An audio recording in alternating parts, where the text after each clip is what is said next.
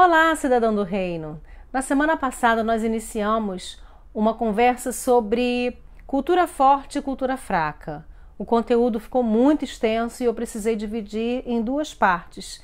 E no vídeo de hoje, então, você vai assistir a segunda parte. Se você não assistiu a primeira parte, clique aqui, assista a primeira parte primeiro e depois volte para esse vídeo e assista até o fim.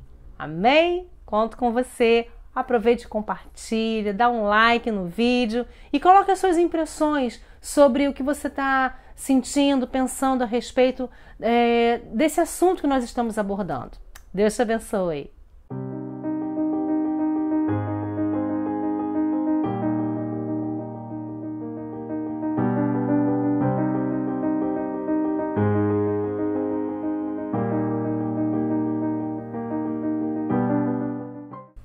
Portanto, a adulteração, a contaminação da cultura, ela gera quebra de princípios, adulteração de valores, ela tira o foco da visão e te distancia da sua missão. Eu conversei com uma amiga e eu lembrei que ela tinha uma forma muito lúdica de exemplificar para o filho essa questão de sermos estrangeiros, porque a Bíblia fala que nós somos estrangeiros, né? Nesta terra, esse lugar não é nosso.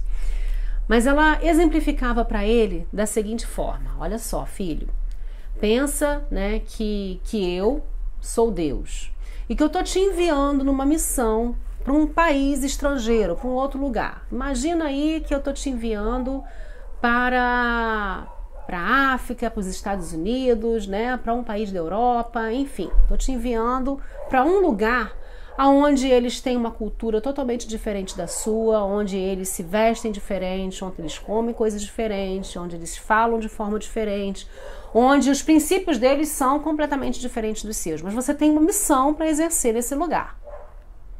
E vai chegar um dia que eu vou lá resgatar você desse lugar. Então eu quero que você vá para lá, você viva uma vida comum no meio deles, você se case, você trabalhe, mas você não pode absorver a cultura deles. Você vai continuar vivendo a sua cultura. E no grande dia em que eu voltar para buscar você, eu preciso identificar você. Eu preciso ver quem você é, para poder levar você comigo. Então nós, aqui na Terra, não podemos andar, nos portar, nos vestir, reagir conforme os parâmetros e a cultura deste mundo. A gente não pode pensar ou internalizar que somos daqui porque não somos. Então, se não somos desse lugar, a gente não tem que se misturar ao ponto de parecer desse lugar. Essa é a questão, porque quando Jesus vier buscar a sua igreja, ele vai querer olhar e identificar os seus. Cadê os meus? E ele vai levar aqueles que ele identificar pela forma como reagem, pela forma como vivenciam. Ele vai levar apenas os reais cidadãos do reino. Então, não procure viver uma vida misturado com o mundo, trazendo a cultura do mundo para dentro de você, porque a igreja somos nós, e fazendo essa mistura, achando que você, com isso, está alcançando a outros, porque não está. Você simplesmente está afetando uma cultura, e uma cultura afetada, uma cultura fraca, não convence ninguém. Essa é a nossa diferença para a igreja primitiva. Somente com uma cultura fortalecida, uma cultura com identidade, uma cultura que mostra para o que veio, uma cultura que reflete seus princípios, seus valores, que tem uma missão bem determinada e que não perde a visão. Somente com essa cultura nós poderemos impactar a nossa geração. Nós poderemos ganhar a nossa rua, o nosso bairro e até mesmo impactar as pessoas que vivem achando que pertencem ao reino, mas não vivem de forma como um cidadão do reino deveria viver. Porque se vivessem, o nosso país seria outro. A nossa rua, a nossa cidade, o nosso bairro seria outro. Porque eu tenho certeza que tem muito crente ao seu redor. Mas eu não quero apontar o dedo para o vizinho. Eu quero apontar para mim. E eu estou te chamando para você apontar para você.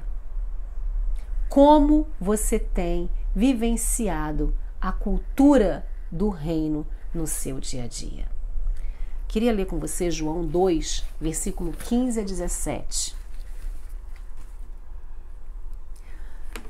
João 2, 15 a 17 diz o seguinte: Não ameis o mundo, nem o que no mundo há. Se alguém ama o mundo, o amor do Pai não está nele.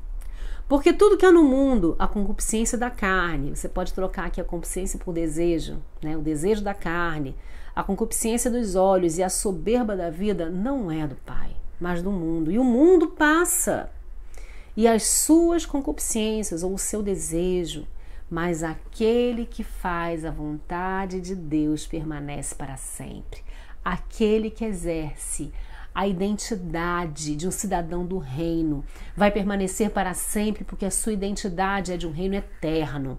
Não tente agir como um cidadão de um reino fugaz, passageiro, que vai acabar.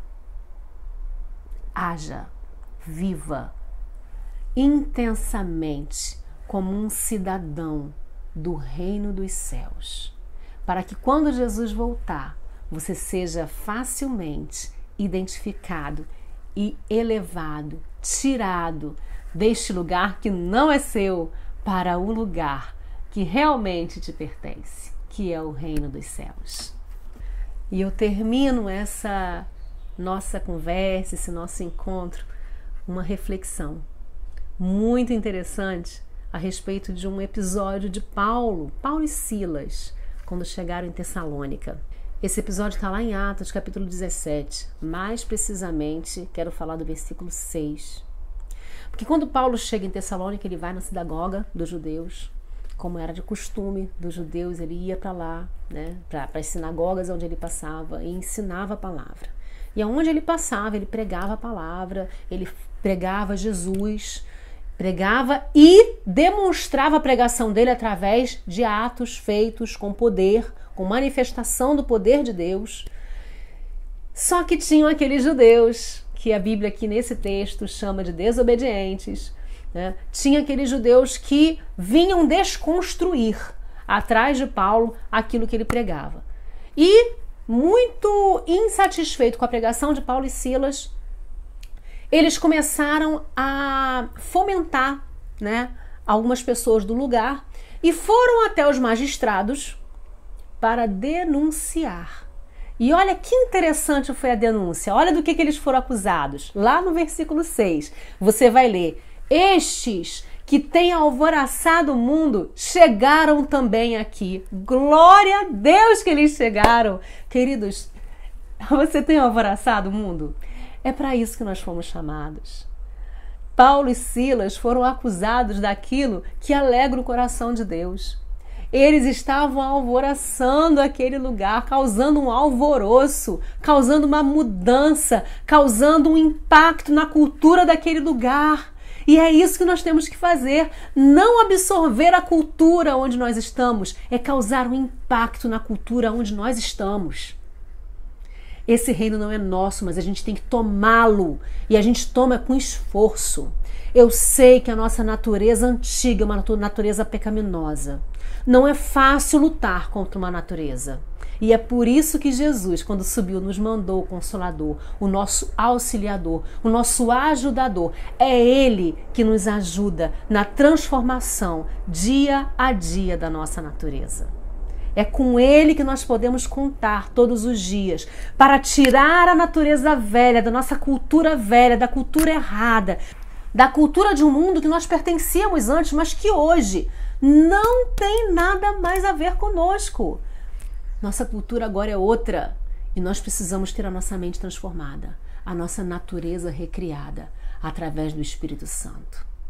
Permita-se todo dia ser ensinado através da palavra, ser transformado pelo poder do Espírito Santo para revelar, refletir a cultura de um reino que não tem fim. Nos próximos encontros, nós falaremos de uma forma mais prática do dia a dia sobre atitudes, sobre ações que a palavra de Deus nos fala acerca da cultura desse reino eterno que nos aguarda. Deus te abençoe em nome de Jesus.